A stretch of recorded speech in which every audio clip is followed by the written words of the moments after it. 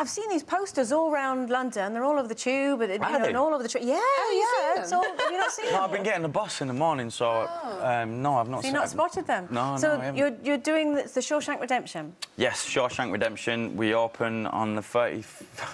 keep You forgetting the 31st. So 31st of August at Theatre Royal Windsor. There you go, I've helped you out. Thank you very much. Cheers, thank you. Yeah. And is it going to be more based on the Stephen King novel? Well, it was a novella, it was pretty much a short story. Yeah, it was a short story originally. Or the film? It's got a mix of both, yeah. But I think people will be drawn to it because of the film, really. Yeah. Not many people know that it came from a Stephen King novella, but yeah, there's a lot of similarities between the film. But there's a few differences. There's lots of bits I'm thinking about because it's one of my favourite films. Just trying to imagine how you're going to on the stage. On stage, yeah. Well, you know, it's visual, so you can't really show a man climbing through a. No. You know, Yeah. But the relationships. But you know, to turn that film into a play it's kind of perfect because it's so contained in one space. It's a prison. It's true. So it's, I'm really excited. It's a great How scary was it taking that role on? Because the pressure is quite a lot, isn't it? There. And it's an intense character. Yeah, very intense.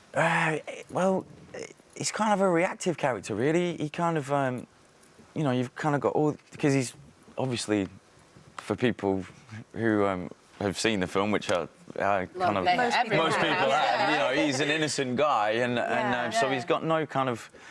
He's got no kind of. He doesn't wrestle with his conscience, but he's surrounded by people that are guilty and are murderers and are, you know, have committed serious crimes. So the kind of challenge for me as an actor is just to kind of find a balance. And it's kind of everyone else's job to be, you know, be what they are. For me, Paul, there was a stillness about Tim Robbins. Tim Robbins. Yeah, I know. The only problem is on stage that doesn't read. It doesn't resonate. If you start talking really quietly, you can't do that. So it's quite an adaptation, really, to take it from the film to the stage. Do you feel like you have to put in a lot more effort into that character? Yeah, rather than being still. Yeah, you have to find different ways of finding his voice, really, because. Well, speaking of voice, this is your first time back on the stage since you had your tumour on your throat. Am I right in saying? Yeah. And how is that? Is that nerve-wracking for you at all? Well, it was a benign tumour, so it wasn't. You know, of course, but yeah, it is. Did it actually stop you speaking? For a while? For a couple of months, yeah. Really? Well, because it wasn't a nodule, it was a growth, which they call a tumour. And they have to take it off. A tumour, But yeah, no, thank you for it being benign. But it was because it was inside the vocal cords, they had to. That's that bad. It just sounds awful. Yeah, but they had to zap it. Bits at a time, so because if they cut they cut the vocal cord, then you. Did you worry that you might not be able to speak afterwards? Because that's your livelihood. I did. Not many other people did. So that's all right. I mean, obviously, you know, you're fairly used to playing quite angst-ridden characters. That was how you made your name of course, in EastEnders. Yeah, EastEnders. Yeah.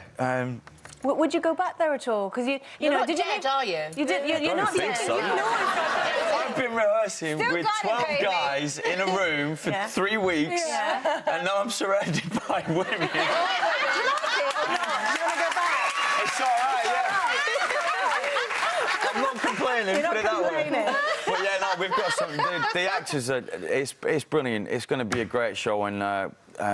I'm really looking forward to it, and the rest of the actors are they're just fantastic, just absolutely brilliant. So you seem incredibly chilled and sorted. Do you not get nervous? Yeah, because obviously, you know, we've talked very openly on this programme before about, you know, suffering from nerves and anxiety. It's something that I don't even think you can say I have suffered from. I suffer from anxiety. And you've been open and you've been very open about it before.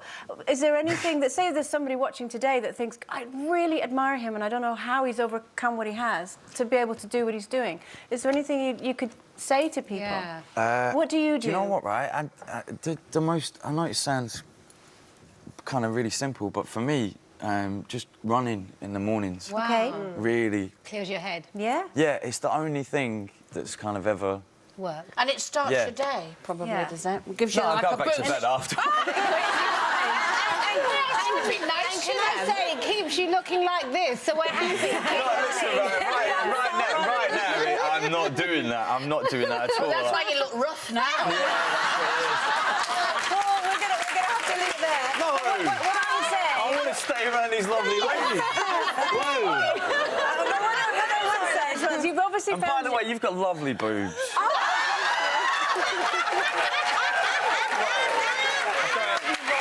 I didn't see it. You've all got lovely boobs. We get some pretty fabulous guests here on Loose Women. There's plenty more where that came from. Just click here to watch more interviews with a whole range of famous faces. And click here to subscribe. It's free, so you'd be silly not to, really.